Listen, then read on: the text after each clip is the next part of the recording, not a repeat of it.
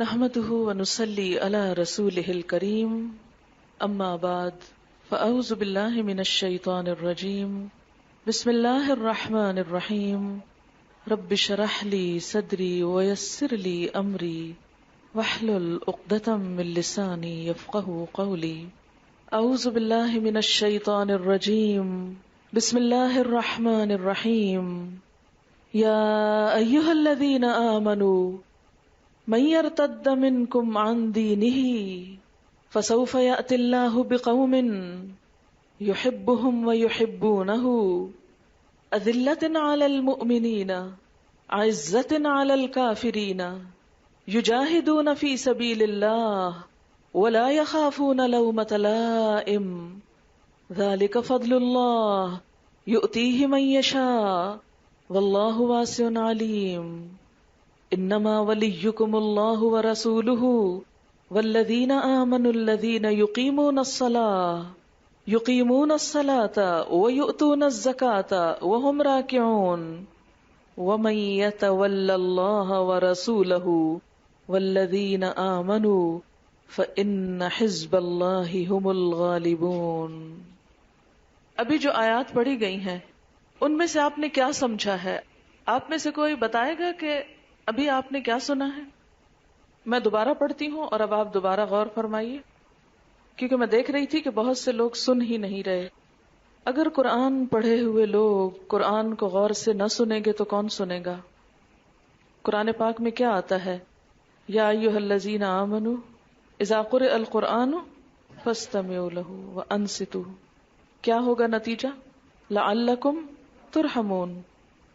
ہم پر اللہ کی رحمت کیسے آئے گی جب ہم بنیادی باتوں کو ہی نہ ماننے اور نہ سمجھنے والے ہوں؟ دین کا علم عمل کا تقاضا کرتا ہے، عمل نہیں تو کچھ بھی نہیں۔ میں دوبارہ آیت پڑھتی ہوں، غور سے سنیے اور محسوس کیجیے۔ اعوذ باللہ من الشیطان الرجیم بسم اللہ الرحمن الرحیم یا ایھا الذین آمنوا من يرتد منكم عن دينه فسوف يأتي الله بقوم يحبهم ويحبونه أذلة على المؤمنين عزة على الكافرين يجاهدون في سبيل الله ولا يخافون لومة لائم ذلك فضل الله يؤتيه من يشاء والله واسع عليم انما وليكم الله ورسوله والذين آمنوا الذين يقيمون الصلاة ويؤتون الزكاة وهم راكعون ومن يتول الله ورسوله والذين آمنوا فإن حزب الله هم الغالبون۔ سمجھ میں آیا کچھ؟ کس کے بارے میں ہے یہ آیت؟ کس کو کہا گیا ہے؟ اہل ایمان کو یا کافروں کو؟ ایمان والوں کو۔ ہم سے خطاب ہے کیونکہ ہم بھی ایمان والے ہیں۔ کیا کہا گیا ہے؟ من یرتد منکم عن دینہ، جو بھی پھر جائے گا تم میں سے۔ یہاں اس کا لفظی معنی کریں گے، جو بھی پھر جائے گا اپنے دین سے، تم میں سے، یعنی وہ دین سے منہ موڑ جائے گا، تو اللہ تعالیٰ کیا سزا دیں گے؟ کیا کریں گے؟ فسوف یأتی اللہ بقوم یحبہم ویحبونہ، اللہ ایک اور قوم لے آئے گا، کچھ اور لوگوں کو اٹھا لے گا، یحبہم، جن سے وہ محبت کرتا ہوگا، ویحبونہ، اور وہ اس سے محبت کرتے ہوں گے۔ اللہ کو پھر ایسے لوگوں کی کوئی ضرورت نہیں جو اس کا دین چھوڑ جائیں، اس کے دین سے پھر جائیں، اس کے دین کے تقاضے بھول جائیں۔ ان کی خصوصیات کیا ہوں گی؟ اذلۃ علی المؤمنین، مومنوں کے لیے بہت نرم دل، جیسے ایک اور جگہ پر آتا ہے رحماء بینہم، آپس میں رحمت و شفقت کا نمونہ۔ اشداء علی الکفار، کافروں پر سخت۔ عزت علی الکافرین، ان کی سختی، ان کی درشتگی، ان کی بے رخی آپس میں نہیں، کافروں کے لیے۔ آپس میں کیا؟ باہم محبت کرنے والے. ایسے لوگ اس قابل ہیں یجاہدون فی سبیل اللہ، اللہ کے راستے میں جہاد کرتے ہیں، اور اس راستے میں ولا یخافون لومۃ لائم، کسی ملامت کرنے والے کی ملامت سے خوف نہیں کھاتے، کسی کی نکتہ چینی، کسی کی تنقید، کسی کا بہکاوا ان کے راستے کی رکاوٹ نہیں بنتا. ذالک فضل اللہ، یہ اللہ کا فضل ہے. یؤتیہ من یشاء، اللہ جس کو چاہتا ہے دیتا ہے. اللہ اپنے فضل سے جس کو چاہتا ہے نوازتا ہے. کیا فضل؟ کہ جس کو یہ صفات نصیب ہو جائیں. واللہ واسع علیم، اللہ وسعت والا ہے، علم والا ہے. انما ولیکم اللہ ورسولہ والذین آمنوا الذین یقیمون الصلاة ویؤتون الزکاة وہم راکعون. ومن یتول اللہ، جو منہ موڑ جائے گا اللہ سے، ورسولہ اور اس کے رسول سے، والذین آمنوا اور ایمان والوں سے، ان کو چھوڑ جائے گا، فإن حزب اللہ هم الغالبون، تو وہ اللہ کے دین کو کوئی نقصان نہ دے سکے گا. اللہ کی جماعت، اللہ والے ہی غالب آنے والے ہیں. اور ان آیات کا انتخاب میں نے اس لیے کیا ہے کہ ہم میں سے ہر شخص یہ سوچ لے کہ اس کی قدر و قیمت اللہ کے سامنے صرف اسی وقت ہے جب اس کے اندر یہ صفات ہوں. اور اگر یہ صفات ہم میں نہیں، اور ہم نے جس مقصد کے لیے قرآن پڑھا اور سیکھا اور سمجھا، اگر پڑھ کے ہمارے عمل میں تبدیلی نہیں آئی اور ہم وہ کام نہیں کر رہے جس کے لیے قرآن بھیجا گیا اور جس کے لیے امت مسلمہ اٹھائی گئی، اخرجت للناس تأمرون بالمعروف وتنہون عن المنکر، تمہیں انسانوں کے لیے بنایا گیا، سارے انسانوں کے لیے، کہ ان کی ہدایت کے لیے کام کرو، نیکی کا حکم دو اور برائی سے روکو. اگر ہم نہیں کریں گے اللہ یہ کام کسی اور سے لے لے گا، اور ہم اللہ کے دین کا کچھ نہ بگاڑ سکیں گے. اس وقت صرف اپنا ہی نقصان ہوگا. آج کا یہ اجتماع آپ سب کو معلوم ہے کہ الہدا کی گزشتہ تمام سٹوڈنٹس کے لیے تھا، اور پھر ان کے آگے ان کی سٹوڈنٹس کے لیے، تاکہ ہم سب مل کر بیٹھیں اور کچھ ایسی بات کریں کہ جس کی آج کے دور میں بہت ضرورت ہے. کیونکہ جب اللہ کے دین کا کام شروع ہوتا ہے تو شیطان بھی اتنا ہی تیز ہو جاتا ہے، اور پھر ایسے ایسے روپ بدل کر آتا ہے کہ انسان کے وہم و گمان میں بھی نہیں جاتا، اور وہ اس وقت تک چین سے نہیں بیٹھتا جب تک وہ ہمیں اس رستے سے پھیر نہ لے جائے. اور اس میں خاص طور پر جو وار وہ استعمال کرتا ہے وہ مسلمانوں کے درمیان تفرقہ پیدا کرنے کا، فتنہ اور فساد پیدا کرنے کا، ان کو باہم کاٹنے کا، توڑنے کا، ایک دوسرے سے دور کرنے کا. وہ اس مقصد میں دراڑیں اور خلل پیدا کر دیتا ہے تاکہ جو روشنی ان کو ملی وہ دوسروں تک نہ پہنچنے پائے. کیونکہ اس نے تو وعدہ کیا تھا نا کہ میں ان کے سامنے سے بھی آؤں گا، ان کے پیچھے سے بھی آؤں گا، ان کے دائیں طرف سے بھی آؤں گا، ان کی بائیں طرف سے بھی آؤں گا، اور ان کی اکثریت کو اپنے ساتھ لے جاؤں گا. کیا شیطان کبھی چین سے بیٹھا ہے جتنے چین سے ہم بیٹھ جاتے ہیں؟ کیا اس نے اپنا کام یعنی بندوں کو گمراہ کرنے کا کبھی چھوڑا ہے؟ اس نے کہا تھا وَلَأُضِلَّنَّهُمْ، میں ان کو ضرور بھٹکا دوں گا، ضرور گمراہ کر کے چھوڑوں گا. کیا وہ اپنے اس مشن میں کبھی خاموش بیٹھتا ہے؟ ہرگز نہیں. لیکن ہم امت مسلمہ جس مشن کے لیے بھیجی گئی، لوگوں کی ہدایت کا کام، ہم تو ہر دوسرے سٹیپ پہ بھول کے بیٹھ جاتے ہیں، ہمیں تو یاد نہیں رہتا. پھر ہم شیطان کے مقابلے میں جیت کیسے سکتے ہیں؟ تو یہ بھولا ہوا سبق ہم سب کو یاد کرنے کی ضرورت ہے. آج کی گفتگو جو ہے اس کی بنیاد یہ کتاب ہے. کیا سب لوگوں کے پاس کتاب ہے؟ اور یہ کتاب آپ سب کے سامنے ہو، کیونکہ میں اس کو ریڈ کروں گی اور آپ کے نگاہوں کے سامنے یہ کتاب ہوگی، تاکہ جہاں جہاں وضاحت ضروری ہوگی وہ میں وضاحت کروں گی آپ کے لیے. آج کی گفتگو کا موضوع وحدت امت ہے. یہ گفتگو مولانا مفتی محمد شفیع صاحب، جن کی معرف القرآن جانی پہچانی تفسیر کی کتاب ہے، اس پر مبنی ہے.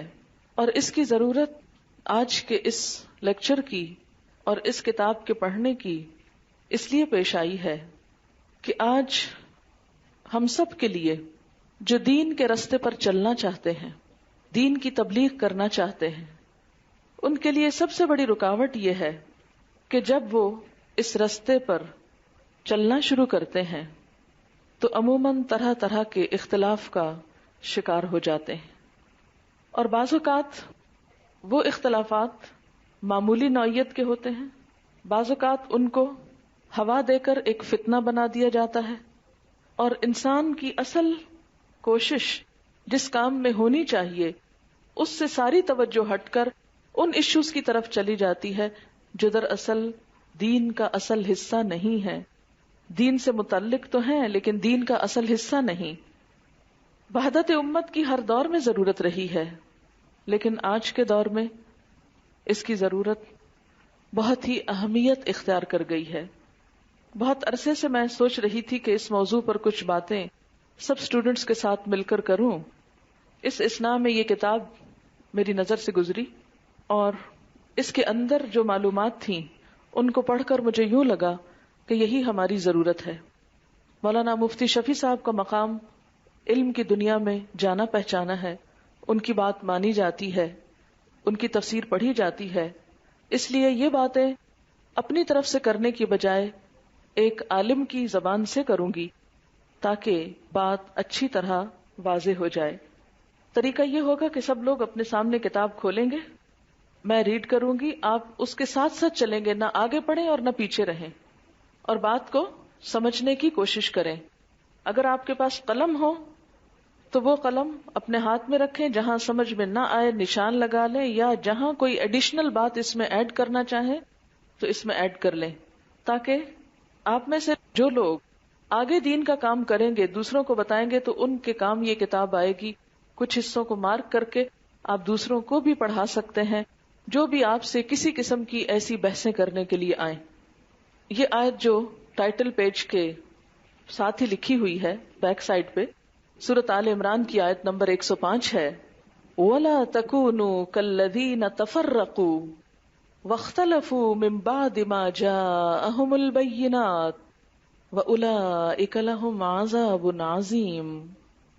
کہیں تم ان لوگوں کی طرح نہ ہو جانا جو فرقوں میں بٹ گئے اور کھلی کھلی واضح ہدایات پانے کے بعد پھر اختلافات میں مبتلا ہوئے، جنہوں نے یہ روش اختیار کی وہ اس روز سخت سزا پائیں گے۔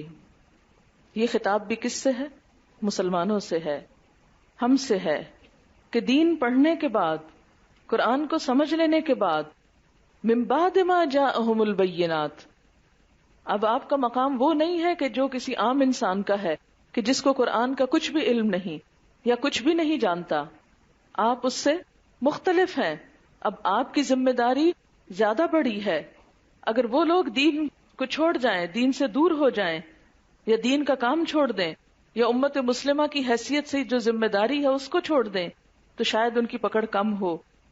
لیکن جو لوگ قرآن کو پڑھ لیں اور پڑھ کر سمجھ کر حق کو روز روشن کی طرح واضح جان کر پھر اس کے بعد وہ کریں جو پہلی قوموں نے کیا، تو ان کے لیے اللہ تعالیٰ کی طرف سے سخت وعید ہے کہ ان لوگوں کی طرح نہ ہو جانا۔ اشارہ ہے اہل کتاب کی طرف جو فرقوں میں بٹ گئے، انہوں نے گروہ بنا لیے اور کھلی کھلی واضح ہدایت پانے کے بعد پھر اختلافات میں مبتلا ہوئے، یعنی آپس میں ایک دوسرے سے کٹ گئے، اور جنہوں نے یہ کیا ان کے لیے سزا ہے۔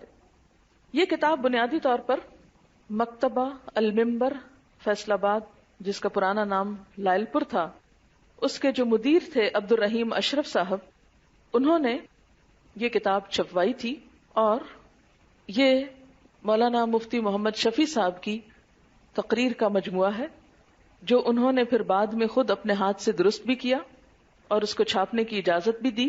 چونکہ مکتبہ المنبر والوں نے یہ لکھا ہے کہ یہ کتاب زیادہ سے زیادہ لوگوں تک پہنچائی جائے، اسی بنیاد پر الہدا نے اس کو دوبارہ خود چھپوایا ہے اور اپنے سب سٹوڈنٹس کے لیے اس کی کاپی کو لازم قرار دیا ہے کہ یہ ایک طرح سے جتنے بھی سٹوڈنٹس الہدا میں پڑھیں، خواہ وہ مین الہدا میں اور خواہ وہ برانچز میں، ان سب کے پاس اس کا ایک نسخہ ہو، اور جو شخص بھی ان سے اختلاف کرنے کو آئے اور جو بھی انہیں ان کے راستے سے ہٹانے کے لیے ورغلانے کی کوشش کرے، اس کو یہ کتاب پڑھوائیں. اور ویسے بھی جب آپ دوسروں کو قرآن پڑھائیں، دین کی دعوت دیں، تو ان کو اسے بھی پڑھا دیں تاکہ وہ بھٹکنے سے بچ جائیں. اب ہم شروع کرتے ہیں اس کتاب کو. میں نے دیباچہ جو ہے یہ چھوڑ دیا ہے ان کا، عبد الرحیم اشرف صاحب کا، یہ آپ خود بھی پڑھ سکتے ہیں. یہ تو انہوں نے اس کتاب کے پھیلانے کی اہمیت اور ضرورت پہ زور دیا ہے. اس میں مندرجہ ذیل مقالہ، یہ صفحہ 1 سے دائیں طرف کی عبارت ہے. مندرجہ ذیل مقالہ ایک خطاب کا مضمون ہے جو ذوالقعدہ 1385 میں جامعہ تعلیمات اسلامیہ لائل پور کے ایک جلسہ کے سامنے کیا گیا تھا. اس وقت ٹیپ ریکارڈر کے ذریعے اس کو محفوظ کر لیا گیا تھا. پھر ریکارڈر کی بعین ہی نقل اخبار المنبر لائل پور میں شائع ہوئی اور اس کے اقتباسات پاک و ہند کے مختلف رسائل اور اخبارات میں شائع ہوئے. یعنی یہ تقریر کئی رسالوں اور کئی اخباروں وغیرہ میں بھی مختلف حصوں میں چھاپی جا چکی ہے. بعض احباب نے اس کو مفید سمجھ کر کتابی صورت میں شائع کرنے کا ارادہ کیا تو نظر ثانی اور کچھ حذف و ازدیاد، حذف کا مطلب کانٹ چھانٹ، ازدیاد کا مطلب کیا ہے؟ زیادہ کرنا، اس کے ساتھ مدرجہ ذیل صورت میں پیش کیا گیا ہے. واللہ الموفق وہو المعین، اللہ ہی توفیق دینے والا ہے اور مدد کرنے والا ہے. محمد شفیع عفا اللہ عنہ، 12 ربیع الاول 1385. اب ہے اصل خطبہ اور اصل ٹیکسٹ. بسم اللہ الرحمن الرحیم. الحمد للہ وکفا وسلام علی عبادہ الذین اصطفیٰ. میرے بزرگوار اور دوستو، یہ امر ایک حقیقت ہے، اس میں کسی تواضع کا دخل نہیں کہ میں ابتدا عمر سے نہ کبھی کوئی خطیب رہا، نہ واعظ، نہ بڑے مجمع کو خطاب کرنے کا عادی. میری پوری عمر پڑھنے پڑھانے میں گزری یا پھر کچھ کاغذ کالے کرنے میں. عام مسلمانوں کی ضرورت کے مطابق مختلف رسائل پر تصنیف کا سلسلہ رہا اور میرے بزرگوں نے اپنے حسن ظن سے خدمت فتویٰ میرے سپرد فرما دی. عمر کا ایک بڑا حصہ اس میں صرف ہوا. ہمارے محترم حکیم عبد الرحیم اشرف صاحب نے اپنے حسن ظن اور کرم فرمائی سے مجھے یہاں لا بٹھایا اور جو عنوان مجھے کلام کرنے کے لیے حوالے فرمایا وہ جس طرح اپنی حقیقت کے اعتبار سے ایسا یقینی اور واضح ہے کہ اس میں دو رائے ہونے کی گنجائش نہیں. اسی طرح ہمارے معاشرے میں اس کا وجود ایسا کامیاب ہے کہ اپنے معاشرے کو سامنے رکھتے ہوئے اس موضوع پر زبان کھولنے کی ہمت نہیں ہوتی. مجھے عنوان یہ دیا گیا ہے کہ امت اسلامیہ ایک ناقابل تقسیم وحدت ہے. یہ بات اپنی جگہ بالکل صحیح اور ناقابل انکار حقیقت ضرور ہے، مگر ہمارے حالات اور واقعات دنیا کو اس کے خلاف یہ دکھلا رہے ہیں کہ یہ امت ایک ناقابل اجتماع تشتت ہے. ناقابل اجتماع یعنی جو کبھی اکٹھے نہیں ہو سکتے، تشتت بکھرے ہوئے لوگ. قلوبہم شتیٰ قرآن پاک میں آتا نا. اپنے حالات اور خصوصیات وقت سے صرف نظر کر کے مسئلہ کے دلائل پر بحث ایک نرا فلسفہ ہے. یعنی اگر میں اپنے حالات کا ذکر نہ کروں اور محض خیالی نظریے کی باتیں کروں تو یہ ایک فلسفہ رہ جائے گا جس سے ہماری کوئی ضرورت پوری نہیں ہوتی. اس لیے مجھے اس مسئلہ کے مثبت پہلو پر کچھ کلام کرنے سے زیادہ اس کے منفی پہلو، افتراق اور تشتت اور اس کے اسباب پر غور اور اس کے علاج کی فکر کرنا ہے. جہاں تک اسلام کی دعوت اتحاد اور تمام دنیا کے مسلمانوں کو بلکہ کل انسانوں کو ایک قوم، ایک خاندان، ایک برادری قرار دینے کا معاملہ ہے، وہ کوئی ایسی چیز نہیں جو کسی مسلمان پر مخفی یعنی چھپی ہوئی ہو. قرآن کریم کے واضح الفاظ خلقکم من نفس واحدۃ میں تمام بنی نو اور بنی آدم انسان کو انما المؤمنون اخوۃ میں مسلمانوں کو ایک برادری قرار دیا گیا ہے. حجۃ الوداع کے آخری خطبہ میں رسول کریم صلی اللہ علیہ وسلم نے جو اس وقت کے مسلمانوں کے سب سے بڑے اجتماع میں ہدایتی اصول ارشاد فرمائے، ان میں اس بات کو بڑی اہمیت سے ذکر فرمایا کہ اسلام میں کالے گورے، عربی اجمی وغیرہ کا کوئی امتیاز نہیں. امتیاز یعنی فرق. سب ایک ماں باپ سے پیدا ہونے والے افراد ہیں. اس ارشاد کے ذریعے جاہلانہ وحدتیں جو نسب اور خاندان کی بنیاد پر یا وطن اور رنگ اور زبان کی بنیاد پر لوگوں نے قائم کر لی تھیں، ان سب کے بتوں کو توڑ کر صرف خدا پرستی اور دین کی وحدت کو قائم فرمایا. یہی وہ حقیقی وحدت ہے جو مشرق اور مغرب کے تمام بنی نوع انسان کے تمام افراد کو متحد کر کے ایک قوم، ایک برادری بنا سکتی ہے اور سعی و عمل کے ذریعے حاصل کی جا سکتی ہے. نسب اور وطن یا رنگ اور زبان کی بنیاد پر جو وحدتیں اہل جاہلیت نے قائم کر لی تھیں اور آج کی مزعومہ یعنی جس کا دعویٰ کیا جاتا ہے، زوم رکھا جاتا ہے، مزعومہ روشن خیالی کے دور میں پھر انہی کی پرستش کی جا رہی ہے. ان وحدتوں کی بنیاد پر ہی انسانوں کے طبقات میں تفرقہ ہے، اور تفرقہ بھی ایسا جس کو کسی عمل اور کوشش سے مٹایا نہیں جا سکتا. کیوں؟ اس لیے کہ جس کا رنگ سفید ہے وہ کالا نہیں ہو سکتا، اور جس کی آنکھوں کا رنگ کالا ہے وہ نیلا نہیں بنایا جا سکتا، اور جو جس زبان کو بولتا ہے اس سے زیادہ وہ کتنی زبانیں سیکھ سکتا ہے، یا جو جس نسل یا برادری یا گھر میں پیدا ہو گیا وہ اس کو تبدیل نہیں کر سکتا، جو کسی خاص ملک یا علاقے میں پیدا ہو گیا وہ اس سے اپنی نسبت کو کاٹ نہیں سکتا. تو اس لیے یہ جو فرق ہے لوگوں کا، یا یہ جو گروہ بندی ہے زبان، رنگ، نسل کی وجہ سے، اس کا فرق کبھی نہیں مٹایا جا سکتا. یہ ایک قدرتی فرق ہے. جو کالا ہے گورا نہیں بن سکتا، جو نسب میں سید یا شیخ نہیں وہ کسی سعی و عمل سے سید یا شیخ بن نہیں سکتا. اسلام نے ایک ایسی وحدت کی طرف دعوت دی جس میں تمام انسانی افراد بلا کسی مشقت کے شریک ہو سکتے ہیں. یعنی اسلام نے ایسی وحدت کی بات کی ہے جس میں کچھ مشکل ہی نہیں، کالا گورا عربی اجمی سب کے سب اس میں شریک ہو سکتے ہیں.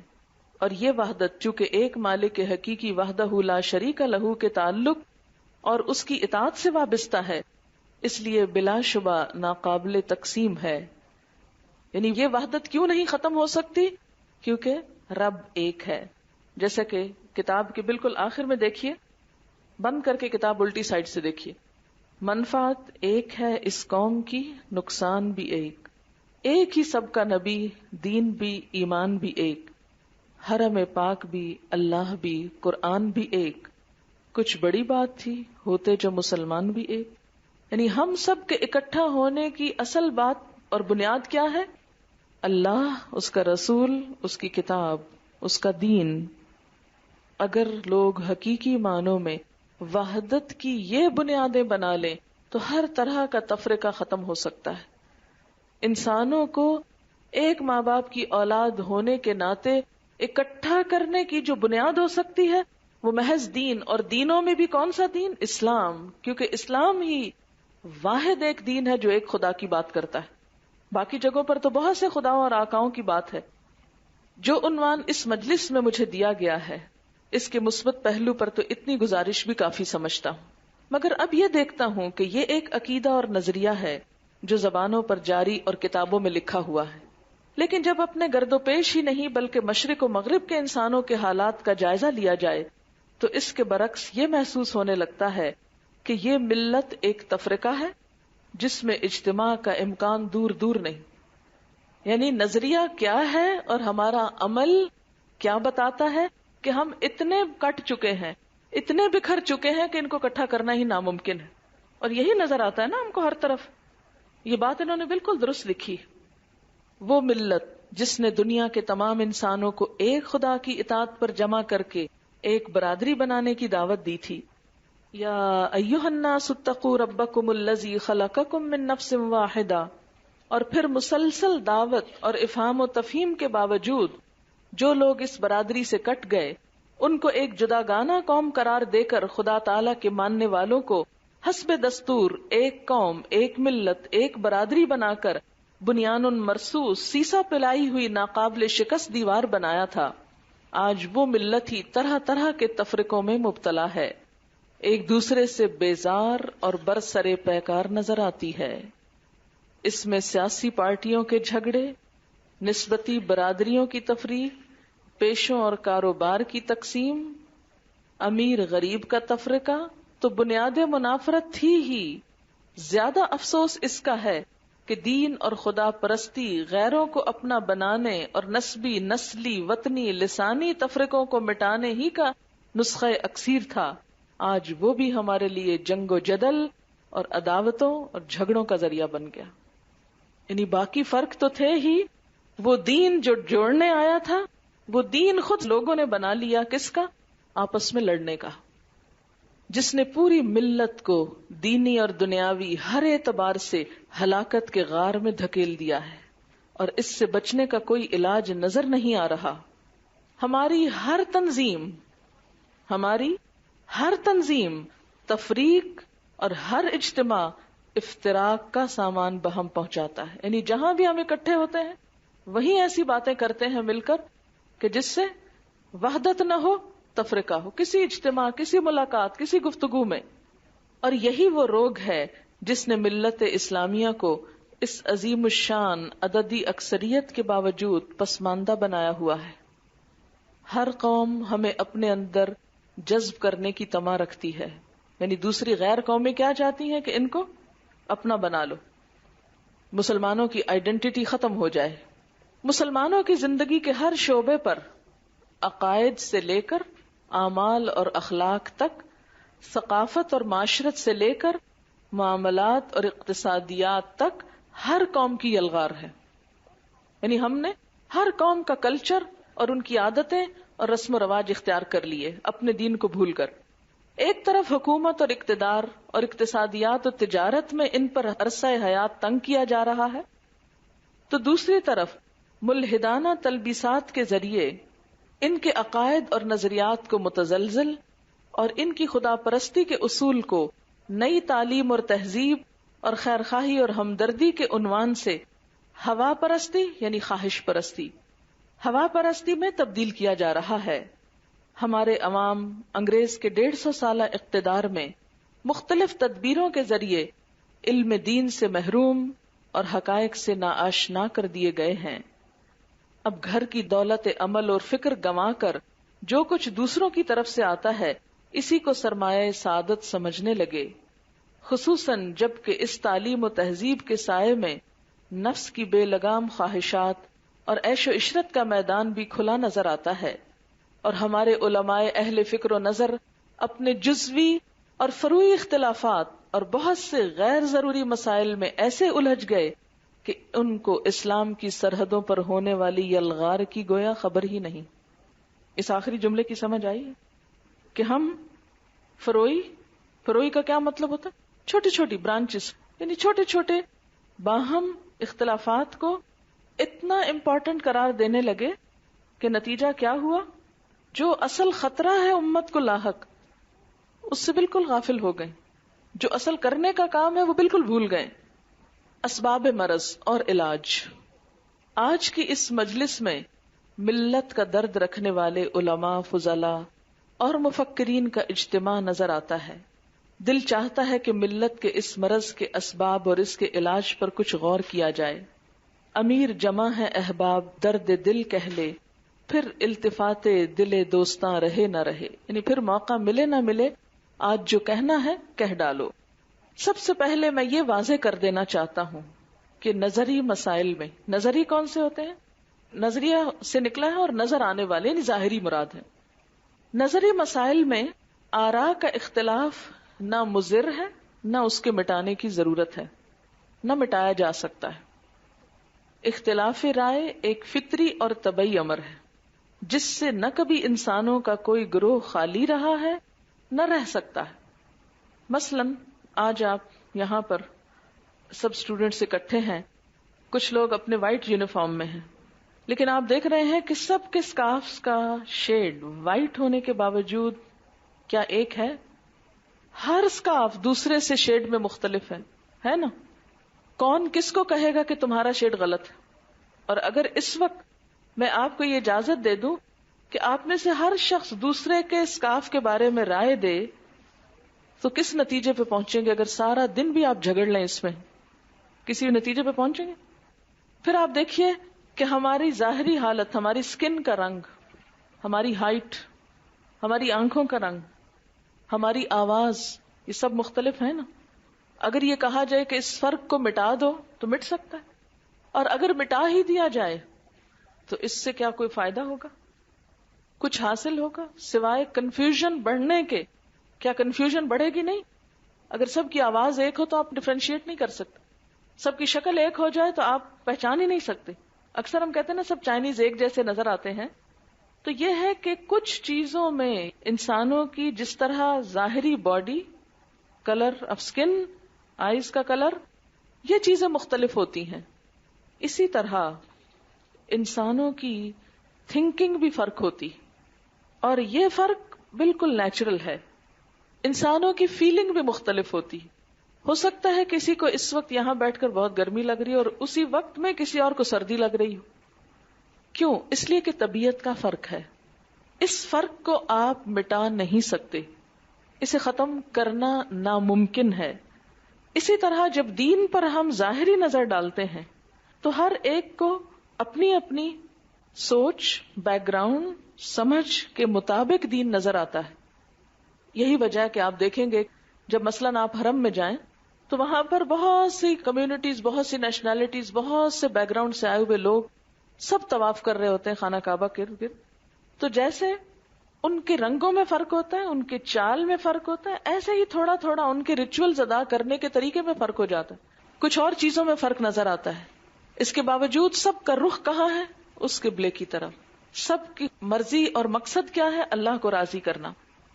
اب اگر ہم یہ کہیں کہ سب کو ایک شیپ میں ڈھال کے نکالا جائے، ڈمی بنا کر، تو اس سے تو دنیا کا حسن ہی ختم ہو جائے اور سوچ کا دائرہ کار ہی محدود ہو جائے. وہ میں نے آپ کو ایک کوٹیشن تفسیر کے دوران سنائی تھی کہ جب سب لوگ ایک ہی طرح کا سوچنے لگے تو پھر کوئی بھی زیادہ اچھا نہیں سوچ رہا ہوتا. یعنی وہ پھر کوئی سوچ ہی نہیں. تو سوچ میں، نقطہ نظر میں، اینگل میں کچھ نہ کچھ فرق کا ہونا یہ نقصان نہیں، فائدے کی بات ہے، کیونکہ اس سے ترقی کے عمل کو وسعت ملتی ہے. پھر یہ لکھتے ہیں کہ کسی جماعت میں ہر کام اور ہر بات میں مکمل اتفاق رائے صرف 2 صورتوں میں ہو سکتا ہے. ایک یہ کہ ان میں کوئی سوجھ بوجھ والا انسان نہ ہو جو معاملے پر غور کر کے کوئی رائے قائم کرنے کی صلاحیت رکھتا ہو. اس لیے ایسے مجمع میں ایک شخص کوئی بات کہہ دے تو دوسرے سب اس پر اس لیے اتفاق کر سکتے ہیں کہ ان کے پاس کوئی رائے اور بصیرت ہی نہیں. دوسرے اس صورت میں مکمل اتفاق رائے ہو سکتا ہے کہ مجمع کے لوگ ضمیر فروش اور خائن ہوں، کہ ایک بات کو غلط اور مضر جانتے ہوئے محض دوسروں کی رعایت سے اختلاف کا اظہار نہ کریں. اور جہاں عقل بھی ہو اور دیانت بھی، یہ ممکن نہیں کہ ان میں اختلاف رائے نہ ہو. اس سے معلوم ہوا کہ اختلاف رائے عقل اور دیانت سے پیدا ہوتا ہے. یہ اہم نقطہ ہے، اس کو انڈر لائن کر لیجیے اس جملے کو. اختلاف رائے عقل اور دیانت سے پیدا ہوتا ہے، اس لیے اس کو اپنی ذات کے اعتبار سے مذموم یعنی برا نہیں کہا جا سکتا. یعنی اختلاف رائے کوئی بری چیز نہیں ہے، اور اگر حالات اور معاملات کا صحیح جائزہ لیا جائے تو اختلاف رائے اگر اپنی حدود کے اندر رہے وہ کبھی کسی قوم اور جماعت کے لیے مضر نہیں ہوتا، بلکہ بہت سے مفید نتائج پیدا کرتا ہے. اسلام میں مشورے کی تکریم اور تاکید فرمانے کا یہی منشا ہے. یہی وجہ ہے کہ معاملے کے متعلق مختلف پہلو اور مختلف آراء سامنے آ جائیں تو فیصلہ بصیرت کے ساتھ کیا جا سکے. اگر اختلاف رائے مذموم سمجھا جائے تو مشورے کا فائدہ ہی ختم ہو جاتا ہے. یعنی کسی بھی کام کے کرنے کے لیے نبی صلی اللہ علیہ وسلم بھی کیا کرتے تھے؟ جیسے جنگ ہونے لگتی تھی تو کیا کہتے تھے؟ سب کو جمع کر لیتے تھے، مشورہ کرتے تھے کہ اب دشمن کا مقابلہ کیسے کرنا ہے. کیا سب صحابہ کی رائے ایک ہوتی تھی؟ کیا سب کی رائے آپ کی رائے کے مطابق ہوتی تھی؟ نہیں. جنگ احد میں کیا ہوا تھا؟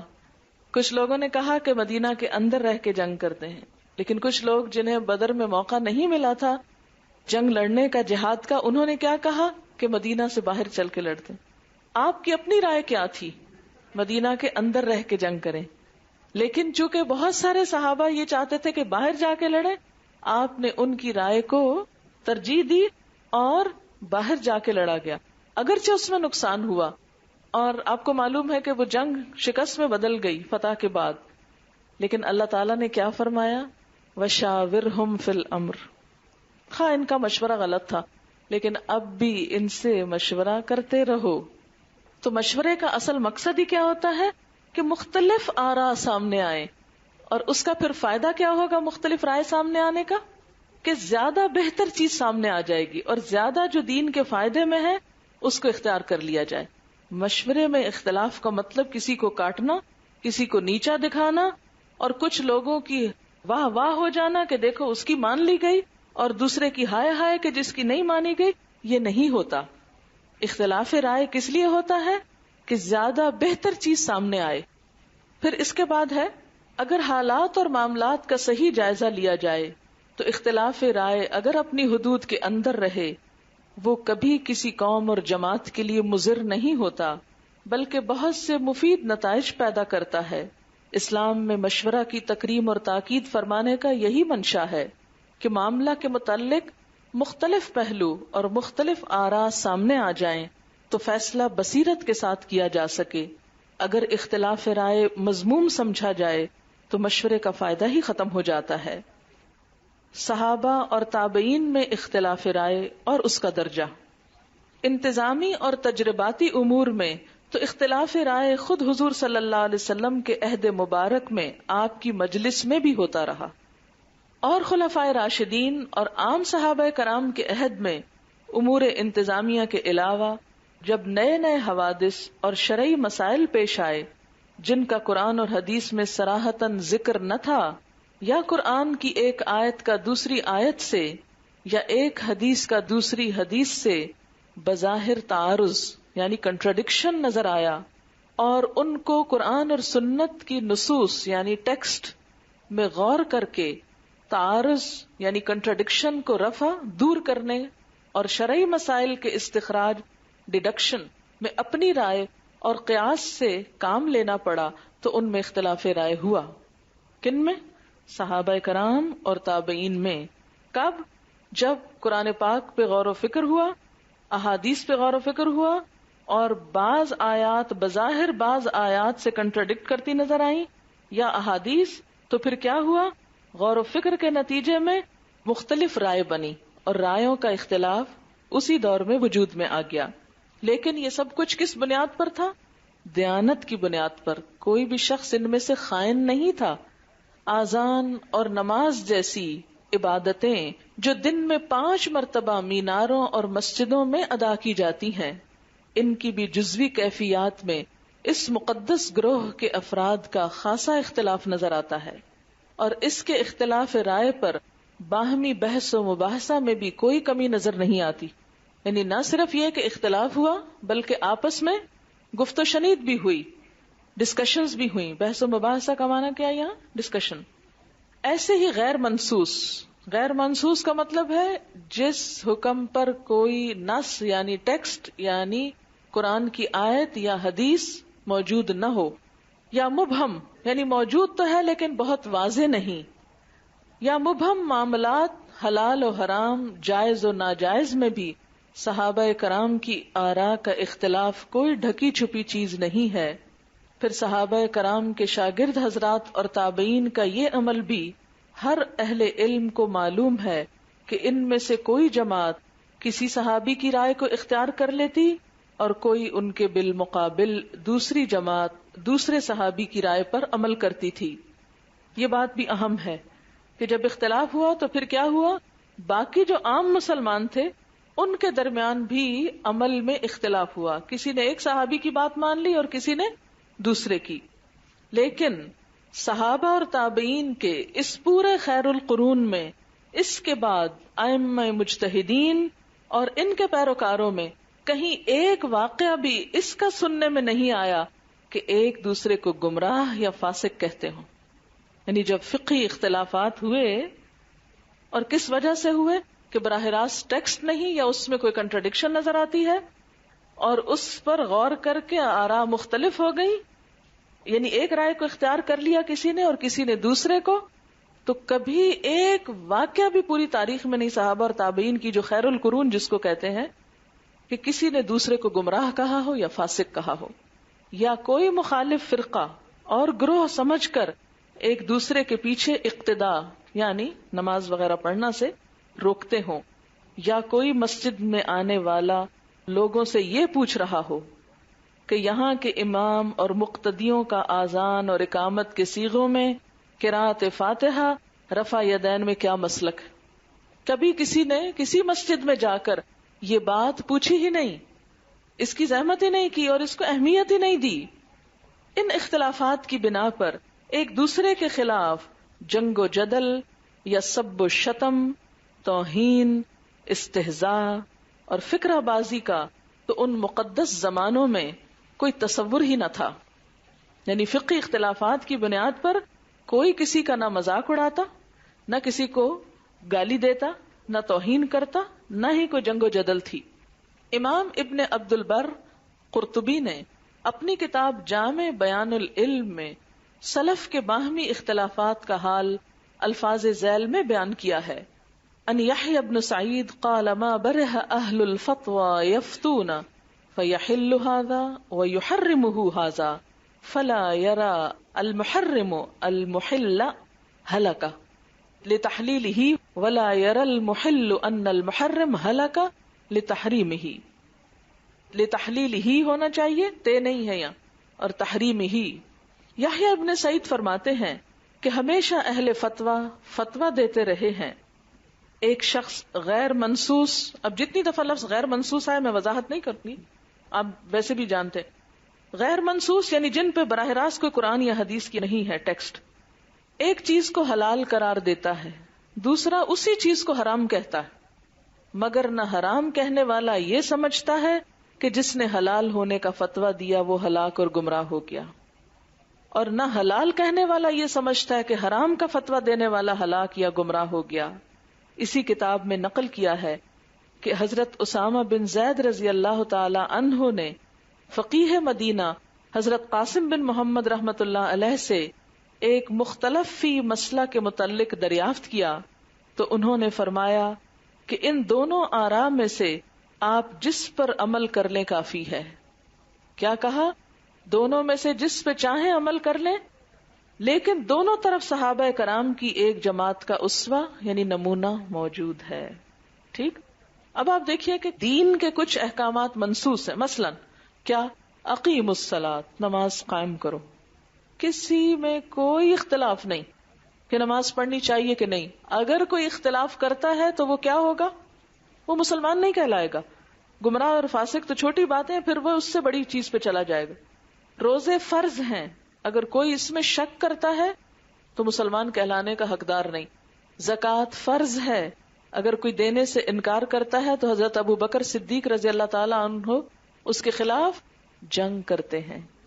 ٹھیک، لیکن زکوٰۃ دینے میں، اس کے طریقے میں، اس کے نصاب میں یا مختلف چیزوں پر ہے یا نہیں، اس میں اختلاف موجود ہے اور دونوں طرف آراء موجود ہیں۔ کوئی ایک پہ عمل کرتا ہے، کوئی دوسرے پہ، لیکن دور صحابہ اور تابعین میں کبھی کسی نے ایک دوسرے کو ہلاک ہونے والا یا گمراہ اور فاسق نہیں کہا۔ اب آپ دیکھیے ایک چیز کیا ہو گئی کہ جہاں واضح حکم ہے وہاں سے روگردانی کرنے والا تو کافر قرار پائے گا یا فاسق یا گمراہ، لیکن جہاں پر واضح حکم نہیں یا ایک سے زیادہ احادیث موجود ہیں یا ایک سے زیادہ آراء موجود ہیں، وہاں اگر کسی نے اختلاف کر کے کسی نے ایک کو لے لیا یا دوسرے نے دوسرے کو لے لیا تو کسی نے دوسرے کے بارے میں ایسی بات نہیں کہی۔ ایک شبہ اور اس کا جواب، یہاں اصول دین اور اسباب اختلاف سے ناواقف لوگوں کو یہ شبہ ہو سکتا ہے کہ یہ کیسے ہو سکتا ہے کہ شریعت اسلام میں ایک چیز حلال بھی ہو اور حرام بھی ہو، جائز بھی ہو اور ناجائز بھی ہو۔ ظاہر ہے کہ ان دونوں میں سے ایک غلط اور ایک صحیح ہوگی، پھر دونوں جانب کا یکساں احترام کیسے باقی رہ سکتا ہے؟ جس کو ایک آدمی غلط سمجھتا ہے اس کو غلط کہنا عین دیانت ہے۔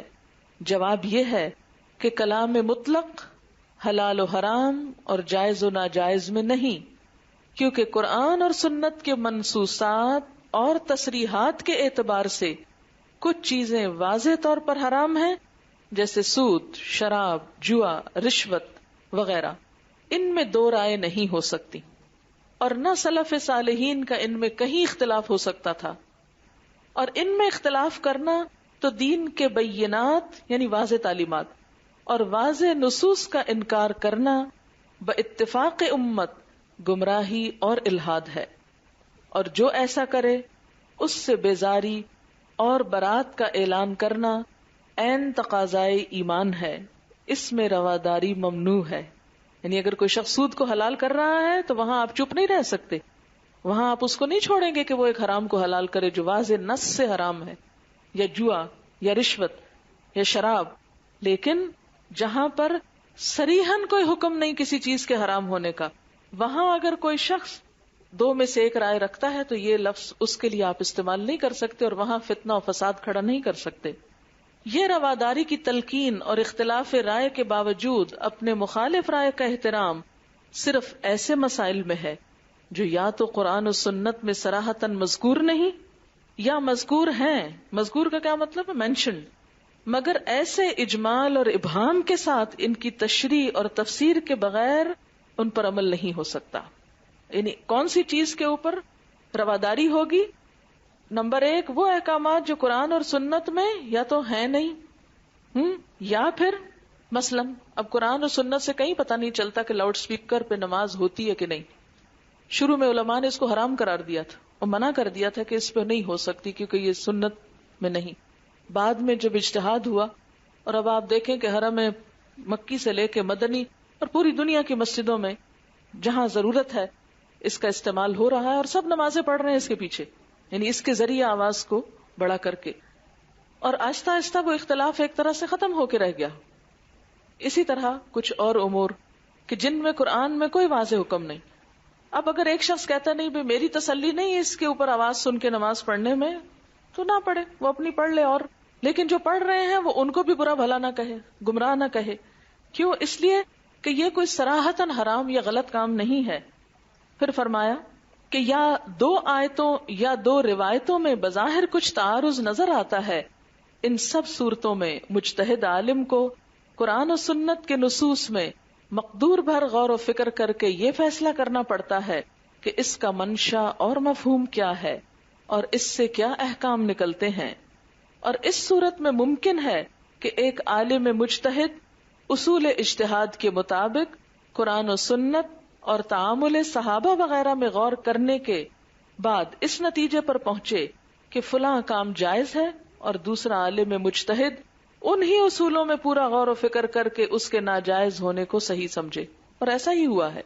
ایسی صورت میں یہ دونوں اللہ کے نزدیک اجر و ثواب کے مستحق ہیں. کون؟ وہ بھی جس نے اس کو حلال کہا اور وہ بھی جس نے اسی چیز کو حرام کہا، حالانکہ بالکل اپوزٹ بات ہے، لیکن اللہ کے ہاں اجر ہے. کیوں؟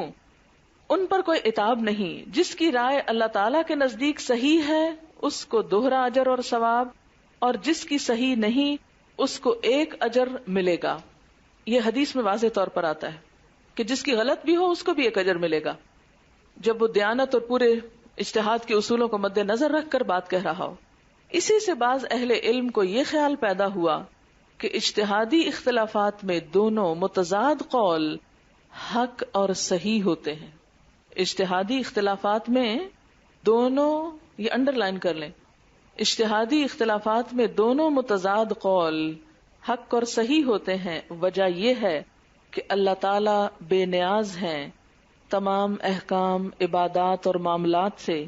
اللہ تعالیٰ کا مقصود کوئی خاص کام نہیں بلکہ بندوں کی اطاعت شاری کا امتحان ہے. یعنی بعض کا خیال ہے اور بعض کا خیال اور بھی ہے جو آگے آئے گا. پہلے میں اس خیال کی وضاحت کر دوں. مثلا نماز میں اختلاف عموماً زیادہ سے زیادہ کس پر ہے؟ جیسے ہاتھ اٹھا رہے ہیں تو کتنے اٹھائیں؟ اتنے، یا یہاں تک، یا یہاں، یا یہاں، لیکن اٹھا سب ہاتھ ہی رہے. اچھا، ہاتھ باندھے گئے، کسی نے یہ اس کے اوپر رکھ دیا، کسی نے اس سے آگے کر لیا، یعنی اتنے اور اتنے کا فرق ہو گیا. کسی نے ادھر رکھا، کسی نے یہاں رکھا، کسی نے اور نیچے کر لیا. یہی فرق ہے نا، دونوں ہی ہاتھ رکھ، یا کسی نے ایون چھوڑ بھی دیا جیسے امام مالک کا مذہب. اب آپ دیکھیے کہ یہ کہتے ہیں کہ یہ اختلاف کیوں رہ گیا؟ ایک فائنل بات ہو جاتی نا، لیکن نہیں کی گئی. کیوں؟ اس لیے کہ اصل چیز تو نماز اور اطاعت کا امتحان ہے کہ ایک شخص اذان سن کے اٹھا بھی ہے کہ نہیں. لیکن جب وہ اٹھ آیا ہے اور عقیدت کے ساتھ وہ اللہ کے آگے کھڑا ہو گیا ہے اور وہ پڑھ رہا ہے اپنی زبان سے جو اسے بتایا گیا پڑھنے کو، تو اگر ہاتھوں میں کمی بیشی کہیں ہو جاتی ہے آگے پیچھے یا اٹھانے میں اور ایون نماز کے بیچ میں نہ اٹھانے میں، تو اس سے کوئی کفر اور اسلام کی جنگ نہیں، اور نہ ہی کسی کے گمراہ اور ہدایت یافتہ ہونے کی کوئی بات ہے، اور نہ ہی اس میں کسی کے ایک رائے پر عمل کرنے دوسرے کے نہ کرنے سے کوئی فتنہ لازم آتا ہے. کیوں؟ یہ پھر آپ بات سنیے. کہتے ہیں کہ اللہ تعالیٰ بے نیاز ہے تمام احکام، عبادات اور معاملات سے، یعنی اللہ کو ہماری نمازوں کی ضرورت نہیں ہے، کسی خاص شیپ کی ضرورت نہیں. جب دونوں نے اپنی اپنی غور و فکر اور قوت اجتہاد شرائط کے ساتھ خرچ کر لی تو دونوں اپنا فرض ادا کر چکے، دونوں صحیح جواب ہیں. مگر جمہور امت اور ائمہ مجتہدین کی تحقیق یہ ہے، یعنی یہ ایک گروہ کی رائے ہے. دوسرا کیا کہتا ہے کہ اللہ تعالیٰ کے علم میں تو دونوں میں سے کوئی ایک حق اور صحیح ہوتا ہے، تو جو لوگ اپنے اجتہاد سے اس حق کو پا لیں وہ ہر حیثیت سے کامیاب اور دوہرے اجر کے مستحق ہیں، اور جو مقدور بھر کوشش کے اس حد تک نہ پہنچے تو معذور ہیں، ان پر کوئی ملامت نہیں، بلکہ ان کے سعی و عمل کا ایک اجر ان کو بھی ملتا ہے. یعنی کوشش سب نے کی اور نیک نیتی سے کی، کوئی منزل تک پہنچ گیا کوئی نہیں پہنچا، اجر دونوں کے لیے. کیوں؟ اس لیے کہ سبھی بھاگ رہے تھے نا، سبھی چل رہے تھے، سبھی دوڑ رہے تھے.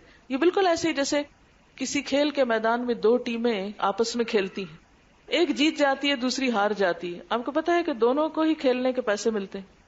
اس وقت اس سے بحث نہیں کہ وہ غلط کرتے ہیں کہ صحیح ہے یا کھیلنا چاہیے یا نہیں. میں صرف اس مثال کو جو معاشرے میں ہوتی ہے ایک سمجھانے کے لیے دے رہی ہوں کہ ایسا ہوتا ہے.